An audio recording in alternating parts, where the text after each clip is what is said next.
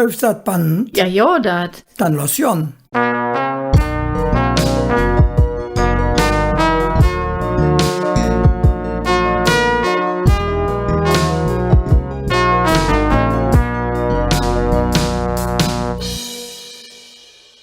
Hermann, wat bist du ne fiese Mümmes? Caroline, du als Schrapnell. So jet fieses, du bist ne richtige Blötschkopf. Und du bist ein Zuppehohn. Nümat's grad. Du Kratzbösch, schnatterer Ding. Lev Lückscher, keine Angst, wir haben keine Knies. Wir sind uns auch nicht am Fehe. Wir begrüßen euch ganz herzlich zu unserem Verzellhück. Und das Thema ist natürlich alte Russie gekommen, das sind die Schenkwörter ob Kölsch. Das ist ja Jeck. Ja, das ist direkt so ein Fall mit dem Jeck. Das Jeck ist ja auch ein Kompliment. Sonst dürfen ja kein Fastelovensjecke. Das ist richtig. Es kann ein Kompliment sein, es kann auch ein Staunen ausdrücken, für ein Beispiel, wenn der Jupp geht und sagt, ich habe 100.000 Euro im Lotto gewonnen. Und dann singe Freund sagt, du bist Jeck. Oder ich habe evans, ist mir jetzt passiert, ich ist ja in der Butz geraten, wo es nicht hingehört. Bist du Jeck? Und so wieder. Aber mit dem Jeck wollen wir uns jetzt nicht so richtig festhalten, ne? Also das sind keine richtigen Schenkwörter. Und es gibt so viel, wo wir uns drüber unterhalten können. Es gibt ja so Verzeichnisse, es gibt auch ein Spiel, hat mir einer erzählt. Da muss man so Kätchen an den Nähen legen, da steht drauf, Sackje sehe ich, und dann muss man ein Undercard finden, wo das auch drauf steht oder so. Also, Lev Lückscher, wir haben uns ein bisschen vorbereitet und haben gesammelt und das jede groß durchnähen. Es gibt so viel Ausdruck und wir haben sie ein bisschen sortiert. Also, es gibt für Frauenlück und für die Kerls und für Jugendliche und für Pens und es gibt für unterschiedliche Sachen, wieso man so einen Ausdruck gebrochen hat. Und es ist voll von Fantasie. Im Hudütsche ist das ja anders. Da haben wir meistens so Gedirsch. Oder das ist ganz gewöhnlich, wie Arschloch oder so. Aber das sagen wir nicht. Und sonst einfach Tiere. Du Schwein, du blöde Ziege, du alte Kuh. Aber ob Kölsch ist das mit viel mehr Fantasie. Eigentlich sollte man ja kein Schenkwörter gebrochen. Aber das sind manchmal so schön und so passend, dass man nicht dran vorbeigeht. Das ist aber nur ob Kölsch. Ob Huditsch kann man das richtig lehren, so in so Seminare, wie man mit dem Mitarbeiter umgeht oder so. Da darf man nicht sagen, das war alles Dress. Da muss man sagen, es gibt noch ein großes Entwicklungspotenzial.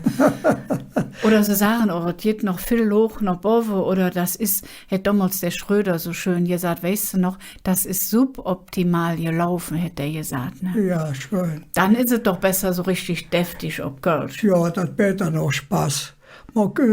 Jedenfalls kriegt man kein Mareping dadurch, dass man alles runterschlägt. Ja, Spaß ist ja, das geht drauf an.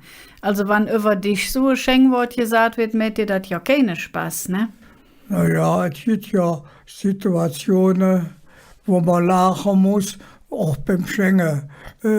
Das sind dann die sogenannten Gerillächer, denke ich mal, ne? Ja, mir haben sie so ja verzahlt, da zwei Lück am Schenken waren und dann haben sie beide angefangen mit Lachen, weil sie so witzig gefunden haben, was sie für deftige Schenkwörter gehabt haben. Ja, das ist ja fing, wenn man das kann.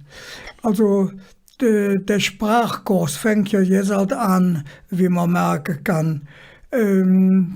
Ja, das machen wir heute ganz anders. Wir machen einfach jetzt alter Teterete für den Sprachkurs und dann erzählen wir die ganze Schenkwort und am Ende machen wir noch ein Signal und dann sagen wir die all hingeren Nein und dann könnt ihr zu Hause mitkriegen, ob ihr das all behalten habt oder ob ihr vielleicht auch ein bisschen mitschenken könnt. Ja, ist gut. Dann stelle ich jetzt das Ein-Mann-Orchester an. Teterete, aufgepasst. Jetzt wird Kölsch gelehrt mit Schenken. Dann fangen wir doch direkt an mit der Sache, die sich ob es Aussehen betrecke, wie einer aussieht, oder? Haben wir jetzt zusammengestellt. Für Frauen gesondert, so wie es möglich ist, und für Kerls auch.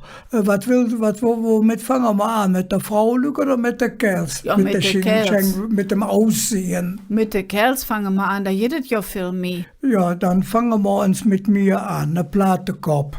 Was ist eine Plattekopf? So wie ich dann, der kein Haar mehr um Kopf hat. Vielleicht vielleicht noch auf der Zähne, aber nicht mehr um den Kopf. Das stimmt doch ja nicht, dass du kein Haar das hast. Ja, gut, ich habe einen edlen Kranz. Ja, ist gut. Ja, dann haben wir gesagt, hier sehe ich, das ist so miesräumig, hier sehe ich die Sache. Und vom Aussehen jetzt, wie einer aus Süd, ne knüselige Kerl, ne? Der, ja gut, hüg bei den Jeans, die haben sowieso kein Falten mehr in der Butz, aber der hat dann noch ein dreckliches Hemd an und ein knüseliges Hemd, was weiß ich, und ein knüseliges Mensch. Ja, das wird auch bei der Frau nicht so oft wie bei Kerls. Und dann der schäle Miebes, ja, das ist an sich, hat nichts mit Aussehen zu tun. Und das Verrückte ist ja, wie heißt der Miebes auf Hochdeutsch? Das ist der Bartholomäus. Aber der geht dann für Miebes, der Bartholomäus. Warum sie der Bartholomäus Miebes genannt haben, das konnte ich nicht finden. Aber es ist so. Der tritt in der Sod und ohne Klatsch hätte der schon dreckig. Du schäle Miebes, hast du die Sod dann nicht gesehen? Das wäre so ein Beispiel. Also Schäl für die Leute, die uns jetzt von sonst woher zuhören, ist schielend. Normal. Ja, richtig. Oder ein dünnes Nas. Wer der Schäl und der Dünnes kennt, weiß, dass der Dünnes so ein bisschen wie Knollennas hat. Da sieht man, das ist ein Kölschennas. Gut sicher noch von der Ubier. Die sollen ja nicht besonders fein gewesen sein. Aber ist doch komisch, dass mit dem Namen das so gemalt wird. Das heißt ja auch der schöne Hubert für so einen, der sich besonders schön fühlt. Ist ja gemein, wieder der Lück die Hubert heißen, ne? Die können ja nichts dagegen tun. Ja, ist aber auch nicht so schlimm gemeint, wie es sich vielleicht anhört. Aber dann jeder der Plackfissel, ja, der kann an sich auch nicht dafür. Der ist ein bisschen fimschig, ne? Wenn der die sich voll Pickel hat und was weiß ich warum, der arme Kerl. Aber der Kölsche, der kann ja wirklich, ja, ich sage, ein bisschen plump sein, ne? Also ich habe noch ganz viel Sachen hier auf meinem Zettel, da stehen Sachen drauf für Leute, die irgendwie komisch sprechen. Also für ein Beispiel habe ich abgeschrieben, das erste vom Hennesje-Theater, das ist der Spey-Manes. Spey-Manes ist wieder ein Name, Manes, das ist vielleicht auch vom Hermann. Und dann Spey ist von Spöhe, das heißt Spucken auf Hochdeutsch. Ist richtig fies, ne? Speymanes. Und dann jedes so ähnlich auch noch Seivermul oder Seiverschnuss. Da kann man richtig hören, wie der Seiver rausfällt. Ja, oder Seiverlappe, sagt man auch allerdings. Boah, ist das eklig. Und für Leute, die viel sprechen, jedes wie auf Hochdeutsch ne Quatschkopf. Ne Quasselkopf. Oder eine Schwartlappe. Ja, und wenn einer für alles Mögliche am Meckere ist, dann sagt man, der Nüttele Föhnes. Und wer sich am Beschwere ist und am Jömere ist, der heißt auch der Jömerpott. Oder auch Mutzepuckel, das kennt ihr vielleicht aus dem Liedchen von den Blackfoes. Ja, und dann die Kläfputz. Das geht von der Wirtschaft voll her. Oder wenn einer auf Besuch ist und jeden nicht. Da geht der Hausherr all dem Nagsbundel und der Besuch blieb immer noch sitzen. Das ist dann ein Kläfputz. Klebt, ne? Da kommen wir mit dem Klippe, aber das hatte man schon uns. Das ist vielleicht auch, weil der viel gesüffelt hat. So lügt die Heische dann ob Kölsch, das ist ein Sufföl. Öl ist die Eule. Und ein Sufföl, ich weiß nicht, wieso gerade die Öle viel trinken, aber das heißt so. Ja, ein Schabausgrad wäre vielleicht treffender, ne? Also Schabau ist eine Schnaps. Und Schabausgrad wäre eigentlich ein Schnapskröte, aber das ist Quatsch. Ja. Das ist so ganz typisch, das hat eigentlich ja keinen Sinn. Ne? Ja, und wenn einer nicht so viel süff, aber regelmäßig, der ist sich einer am Quiddele. Hört sich da auch gut an. Und wer da dann sich von der anderen bezahlen lässt und selbst nie einen Rund spendiert, ja, das ist dann eine Schraubsöffer. Das hört sich doch direkt böse an, ne? Ja. Finde ich schön. Und der kann dann auch suffen wie ein Senk. Ob anderlüks kosten, ne? Was heißt das wie ein Senk? Ein Senk, das ist die Sod. auf Hochdeutsch die Gosse. Also wenn es regnet, ne, die so, dann läuft das Wasser nur so runter und ein Senk, dann sieht man dann, wenn das der Straße raufläuft, das ist wie ein Senk. Das Der ist ja, Trankjasse rauf, das sieht man ja dann auch. da müssen wir für die Kölsche erzählen, die nicht wissen, wo die Trankjas ist. Ja, jo, das wird das. Dann, ja, Moment, die Trankjas. also die Trankjas, da wurden die Bäder das ist in der Nähe vom Dom, waren die dann für den Dom zu bauen mit schweren Karre, mit die schweren Steine angekacht haben für den Dom, dann gingen die durch die Trankjas. Da konnten die Bäder dann suchen. Und die Trankjas jedes Jahr hoch noch. Ja, das war für der Stadtmauer, da wurden die Bäder angebunden und dann konnten die natürlich gefördert werden und konnten auch hier trinken. So ist es. So, und dann kommen wir dann auch auf die Figuren von der Kerls. Da gibt es Decke und Dünne. Für ein Beispiel ein Putschblas. Da braucht man ja nicht viel zu verklären. Da hört man direkt, dass der Rundrum rund ist. Ein Putschblas. Oder eine Knubbelefutz. Ja, oder eine Kabenes. Eine Kabenes, das ist dann so eine große, schwere Kehl. Und damit kommen wir auf der Fressklötsch. Fressklötsch sieht man, wie einer, der Gebünn im Lief hat. Das heißt, der massenhaft essen kann. Und der Fressklötsch hätte ja wirklich gejoffen. Und zwar der Arnold Klötsch. Der ist geboren 1875. Der war also, als die Franzosen 1794 kamen, gerade 19 Jahre alt. Und eine Boot von 2 Meter und 2 Zentner, weiß ich was, und bärenstark, von dem gibt es viel Geschichte, dass der für ein Beispiel der Franzose eine Kanonenrühr geklaut hat, was er allein auf der Schulter getragen hat, wo die Franzose 4 Mann für gebraucht hat. Oder noch schöner, wie erzählt man von der Geschichte, wie in Nippes, war also Ausland, der um 1794, wie die Franzosen kamen, da war ja noch die Stadtmauer. Und wo die Stadtmauer am eng war auch die Steuergerechtigkeit der Kölsche am eng. Das heißt also, die Kölsche gingen dann noch Nippes suffen, täten sich die Hoke voll suffen, weil das steuerfrei war, und gingen dann besoffen wieder in die Stadt rein. Und der Fressklötsch auch? Was ist das? Der Fressklötsch auch? Ja, und mit dem Fressklötsch auch. Der war nicht besoffen, der konnte so viel vertragen, der konnte man ja nicht besoffen machen. Jedenfalls, er hat dann den Kirmesbesuch oder seine Tante, das weiß man nicht so genau, und kriegt dann noch eine Kiesgeschenk, so eine wahrscheinlich 20 Zentimeter im Durchmesser, man weiß es nicht so genau, und wollte dann von Nippes in die Stadt rein. Und da war ja dann der Douanier, der Franzose, und hat gesagt, komm, jetzt musst du irgendeine eine Akzise, eine Steuer bezahlen, ehe du hier rein darfst. Du musst der Kies verzollen. Was ist der Fressklötsch? Ich soll der Kies verzählen? Ich Geld geben, die könnt man danach tun. Setz sich in etwas, also für den Edelstein Sports, auf einen Stein, und det genüsslich der Kies verkimmeln, und der Franzose mit der langen Zunge Mozzolo. Und wie der Kies dann fertig hat, hätte der Douanier freundlich anlachen und sagt au revoir und ging durch den Porz nach Köln rein. Das war der Fressklötsch, das war das so Allgemeinbild, aber das war ein ganz toller Mann. Warum? Ja, Moment, aber davon ist ein Schenkwort geworden, ne? Nur Da von ist ein dem einen Schenkwort, was Verzell. geworden, weil der Gebünn im Lief hat. Was heißt das Gebünn? Kein Gebünn, der konnte also essen, ohne dass er satt wurde, so ungefähr. Und jetzt das Positive. Der war, also weil er so stark war, beim Ferdinand Wallraff, man muss es nicht verklären, dass der Begründer quasi von unserem Museum war.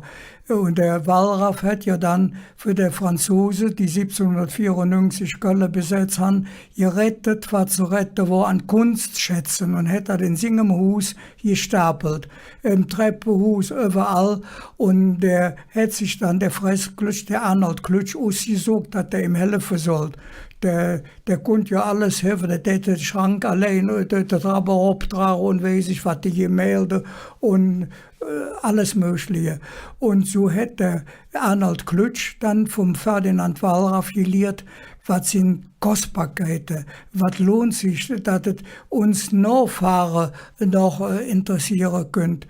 Und er hat sich so gebildet, dass der Antiquitätenhändler geworden ist und hat es so ansehend gebracht. Und er wurde dann auch nachher Taxator, wurde dann gefragt, ist das hier jetzt, was wir haben, ist das wertvoll oder nicht, so angesehen wurde. Und der Simon Meister hat dann so ja Aquarell gezeichnet und so weiß man dann auch, wie aussehen hat.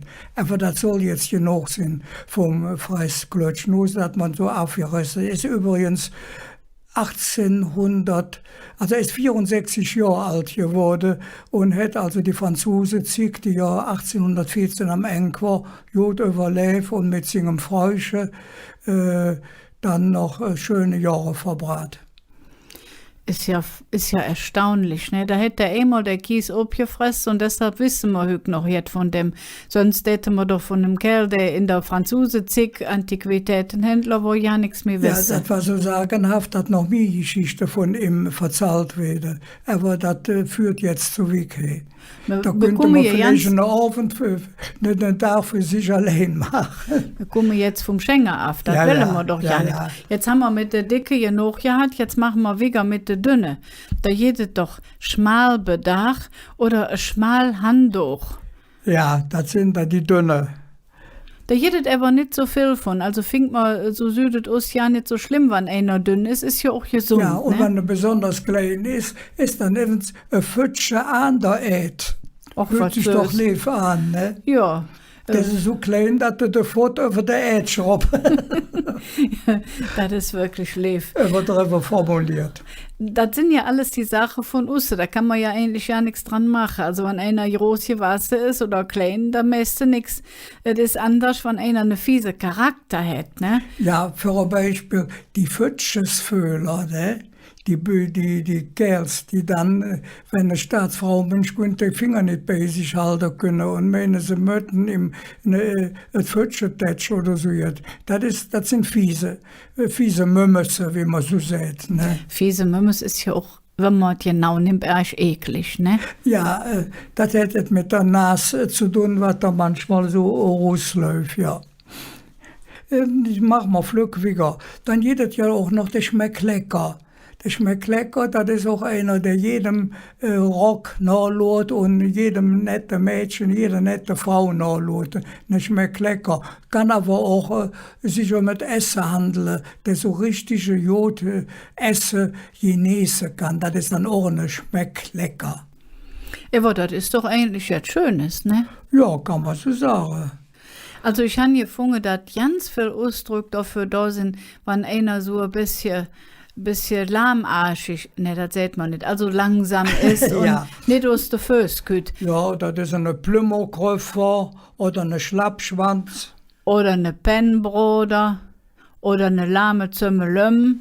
Ja, oder eine Wäschlappe, ein Schlafmütz, einen Döskopf. Oder eine Lömmelsjan. Ja, eine Lömmelsjan, ja, das ist auch so eine lahmarsch, nein, das ist so eine lahme Kerl, ja. Und eine Möhne größer, ja, was ist eine Möhne größer? Das hat aber mit lahmarschig nichts mit zu tun. Nein, nicht mehr. Der Möhne größer ist so jetzt wie eine Pilarebützer und wie heißen die andere, die Kätzemöhne, ne? Das sind alle Lücken in der Kirche. Ja, Kätzemöhne, das man für eine Frau sagen. Ja, weiß ich. Und der Möhne größer ist doch auch so in der Kirche, der so ganz jovial, der Lück all größer, der und rechts und links und...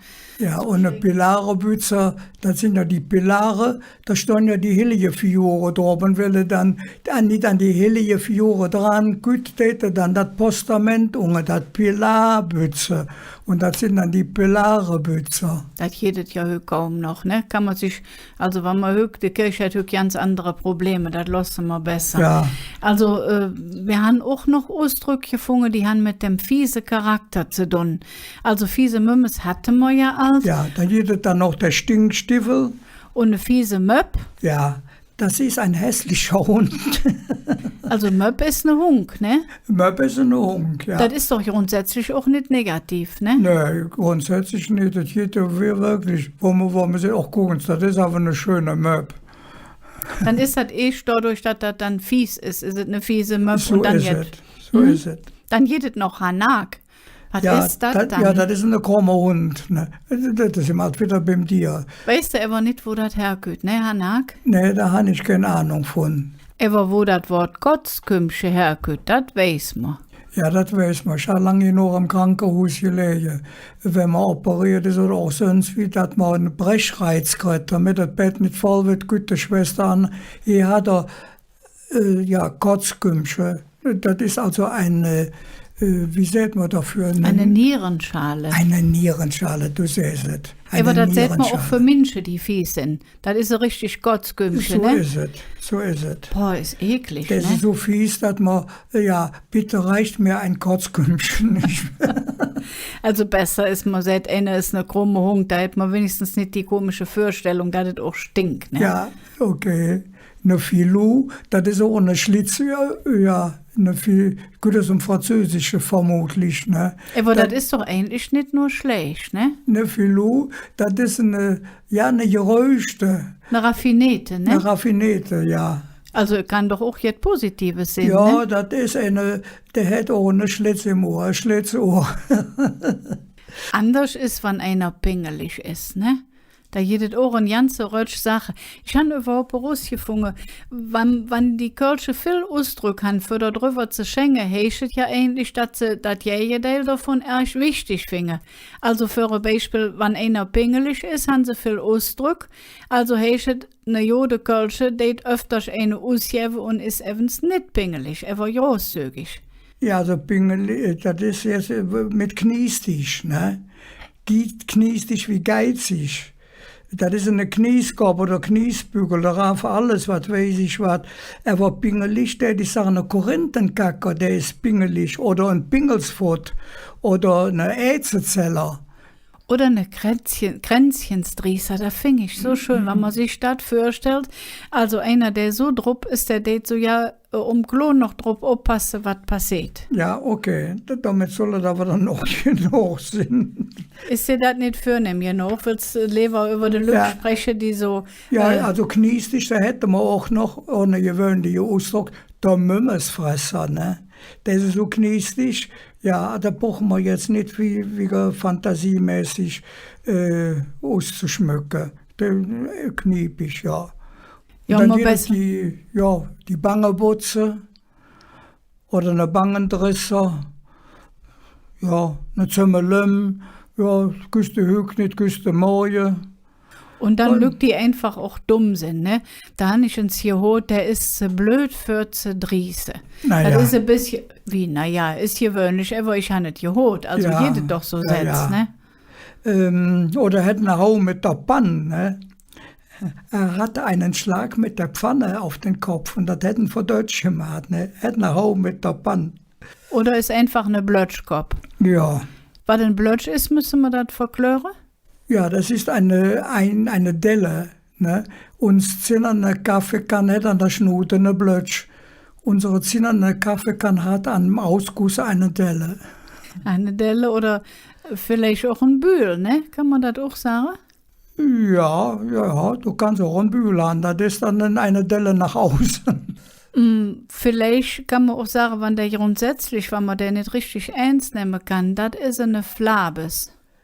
Ja, damit sind wir vielleicht bei der Jugend angekommen. Das hätten wir aber auch für große Leute, ne? Auch große Leute können sich jetzt, ja, wie sagt man, nicht jugendlich, das trifft nicht.